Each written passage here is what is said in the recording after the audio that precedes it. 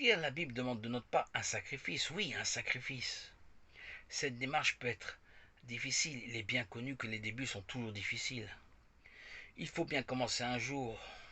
Je crois en Dieu, j'ai foi en Jésus.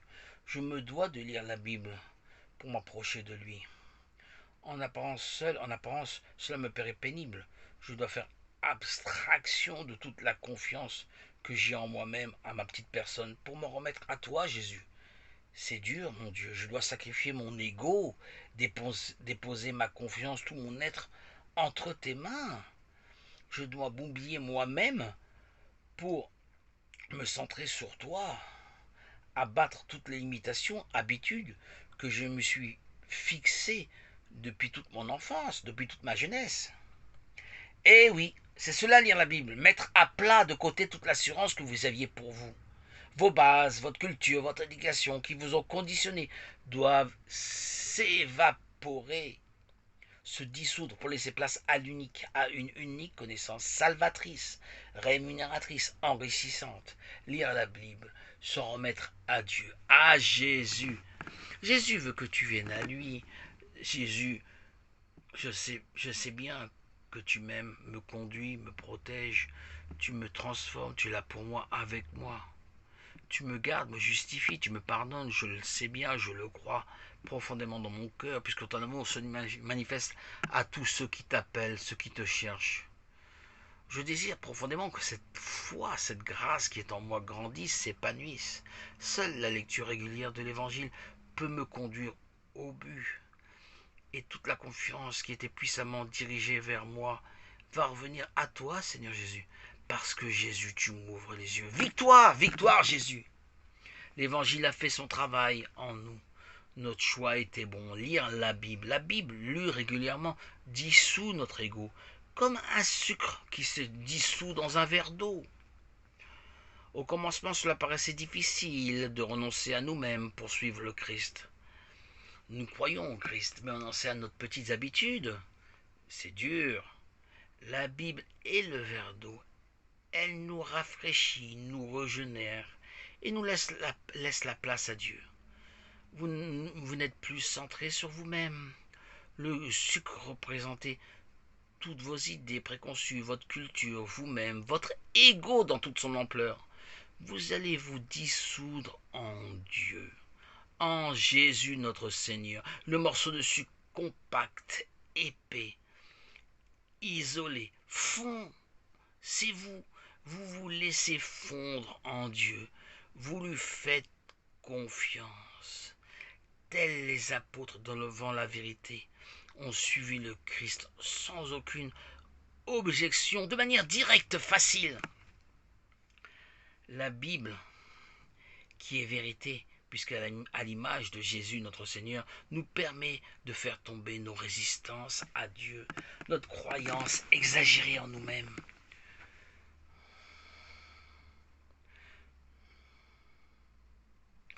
Vous êtes devenus haut, dans une liberté sans pareille, telle l'eau qui s'adapte à chaque ustensile.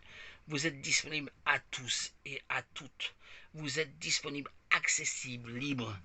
Et en plus, la cerise sur le gâteau, avec l'eau qui vous rafraîchit, vous n'avez plus soif, le divin est en vous. La Bible est devenue votre raison d'être. Elle fait toute votre force, votre squelette, votre archétype. Vous n'êtes plus centré sur vous-même. Vous êtes centré sur Christ, en Christ, par Christ. Votre vie se déploie dans le Christ. Vous avez l'esprit de Christ. Votre ego a disparu en Christ. Vous êtes partie du corps du Christ. Est-ce que vous preniez comme un sacrifice le fait de brûler votre ego, le fait d'abandonner une partie de vous-même? En lisant la Bible est devenue une joie libératrice, celle de vous fondre en Dieu, tel un sucre dans un verre d'eau. Cela fait toute votre réjouissance. Vous jubilez d'être soumis à Dieu, obéissant et docile. C'est une soumission libératrice qui éclaire votre conscience. Votre conscience est liée à Christ. Elle n'est plus assombrie par vous-même, vos désirs, votre ego, votre soif dirigée que vers vous-même. Vous faites partie de Dieu, vous êtes ancré dans le roc. Jésus est votre rocher. La lecture régulière de la Bible est la référence, le support sur lequel se reposer. Être fidèle à la lecture de la Bible, c'est mettre en place les bases dans votre cœur, dans votre esprit. C'est maintenir l'Esprit Saint.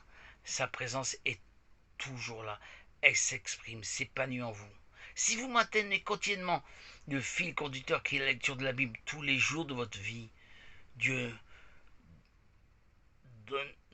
vous donne force, vous édifie, vous fortifie. Par l'Esprit Saint qui vous appartient, que vous avez reçu par votre baptême. Dieu nous donne d'être fidèles à la Bible et nourrit notre âme. Il maintient le feu de l'Esprit Saint par la lecture quotidienne de l'Évangile que nous avons fait le choix de suivre. Dieu seul est reconnu pour vrai. Ce qui est impossible aux hommes est possible pour Dieu. Dieu, je te choisis pour être vivant dans ma vie. Maintenant et toujours, ta vérité me libère, en toi j'ai la vie.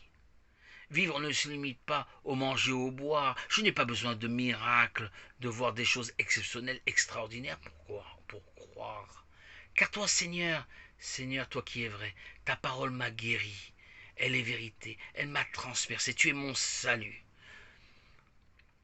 Mon baptême m'a restauré, revivifié, donné une nouvelle vie. J'ai ouvert la Bible et je me suis obstiné à maintenir mes lectures pendant de nombreuses années, dans des périodes alternées de manière chaotique, mais malgré tout ton charme a opéré, le don de la foi était toujours là.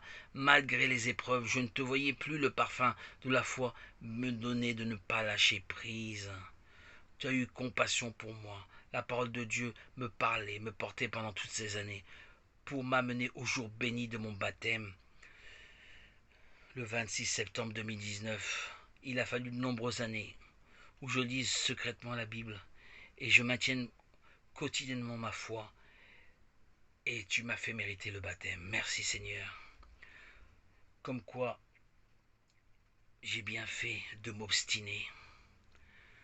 Je croyais en toi, j'ai toujours cru en toi. Et tu m'as sauvé. Je me sentais pendant toutes ces années pas digne de ta confiance. Tu étais trop beau, trop vrai pour moi. Moi, j'alternais mon temps entre toi et d'autres activités. Je n'étais pas entier avec toi. Je le reconnais aujourd'hui. Je t'acceptais pas complètement. Je suivais mon chemin, moitié-moitié, moitié toi, moitié autre, moitié les lois. J'étais dans le doute, il n'y avait pas de certitude profonde.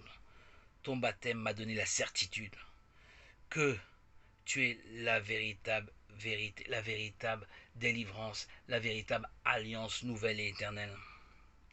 Je désespérais, mais toi Jésus, mon berger fidèle, qui a toujours été bon pour moi, tu ne m'as pas abandonné. Ton don a été entier pour toute l'humanité. Pour moi en particulier, tu n'as pas changé. Ta croyance, ton amour, ta fidélité a été entière, complète. Dans toute ma traversée de mon ignorance, tu as été là. Tu voyais mes hésitations, mais tu as toujours été fidèle. Jésus, tu es vrai, digne de confiance. Jésus, je sais profondément en moi que tu m'aimes. Tu ne renonces pas, tu as eu espoir, confiance en moi, tu as cru en moi. Qu'est-ce que tu es grand, mon Seigneur. Qu'est-ce que tu es grand, mon Dieu. Que ton amour est grand. Qui est comme toi, Seigneur? Qui est comme toi? Il n'y a pas. Je n'ai pas besoin de chercher ailleurs. Pour toi, tout est possible. Tu as écouté mes détresses. Tu me parlais, je ne t'entendais pas. Je ne savais pas que tu étais là. Je ne percevais pas. Je n'avais pas reçu l'Esprit Saint. Tu n'as pas changé dans ta fidélité, dans ton amour pour ceux qui croient. Nous recevons tous ton amour, tu ne fais pas de favoritisme, tu ouvres tes bras à tous ceux qui croient, à tous ceux qui t'obéissent. J'ai cru, tu m'as sauvé.